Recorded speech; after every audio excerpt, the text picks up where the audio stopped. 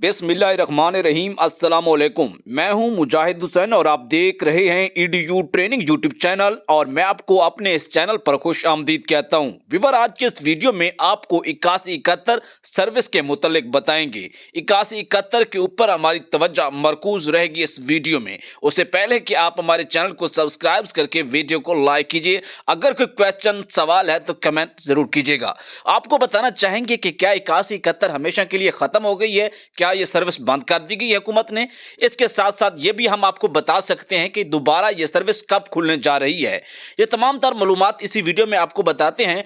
आपको बताना चाहेंगे कि इसके अलावा कोई भी कोड हुकूमत का जो है पूरे पाकिस्तान के लिए नहीं है। 8171 के अलावा जो कि एहसास कफालत और बेनज़ीर कफालत के प्रोग्रामों में शामिल होने के लिए मुख्तलिफ टाइम में हुकूमत 8171 की सर्विस बहाल करती है। ये बिल्कुल ख़त्म नहीं हुई, बिल्कुल हमेशा के लिए बंद नहीं हुई। हुकूमत किसी भी वक्त इस सर्विस को दोबारा से आपके लिए खोल सकती है। तो याद रखिएगा कि ईडीयू ट्रेनिंग लम्हा ब लम्हा आपके लिए एहसास कफालत और बेनज़ीर कफालत जैसी अपडेट आप तक पहुंचाता है। जब ये सर्विस 8171 बहाल होगी तो आपको फौरन से अपडेट कर दिया जाएगा। अल्लाह हाफिज़।